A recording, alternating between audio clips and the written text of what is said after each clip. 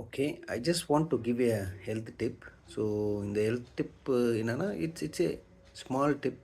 ಇದು ತುಂಬ ಕಷ್ಟ ಅಲ್ಲ ಮಾಡೋಕ್ಕೆ. ಬೆಳಗ್ಗೆ 5 ಗಂಟೆಗೆ ಎದ್ದು ವಾಕಿಂಗ್ ಹೋಗು, ಇಲ್ಲ ನೈಟ್ ಬೇಗ ಮಲಗು, ಟ್ರೆಡ್ಮಿಲ್ ಓಡು, ಎಕ್ಸಸೈಸ್ ಮಾಡು, ವರ್ಕೌಟ್ ಮಾಡು, ಈ ಥರ ಟಿಪ್ಪೆಲ್ಲ ಏನಿಲ್ಲ. ಇಟ್ಸ್ ಎ ಸಿಂಪಲ್ ಒಂದು ಟಿಪ್ಪು ನಾನು ಹೇಳೋದು. ಅದನ್ನು ಫಾಲೋ ಮಾಡಿ, ಒಂದು 1 ಮಂತ್ ನೀವು ಫಾಲೋ ಮಾಡಿ, ನಿಮಗೆ ಡಿಫ್ರೆನ್ಸ್ ಗೊತ್ತಾಗುತ್ತೆ.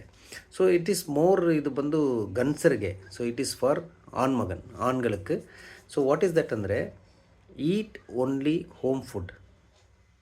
வீட்டு சாப்பாடு மட்டும் சாப்பிடுங்க, வெளியே சாப்பாடு சாப்பிடாதீங்க. ಹೋಟೆಲ್ ಸಾಪಾಡು, ದಟ್ ಈಸ್ ಹೊರಗಡೆ ಊಟ ತಿನ್ನಬೇಡಿ, ಮನೆ ಊಟ ಮಾತ್ರ ತಿನ್ನಿ.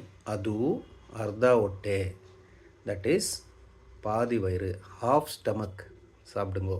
சப்போஸ் ஃபார் எக்ஸாம்பிள் நீங்கள் டெய்லி 4 சப்பாத்தி சாப்பிட்ற இடத்துல 2 சப்பாத்தி சாப்பிடுங்க. 2 சப்பாத்தி எடுத்து சாப்பிட்றதுல 1 சப்பாத்தி சாப்பிடுங்க. அவுட் சைட் ஃபுட் 100% ஸ்டாப் பண்ணுங்க. You will see the difference in 1 month. Thank you.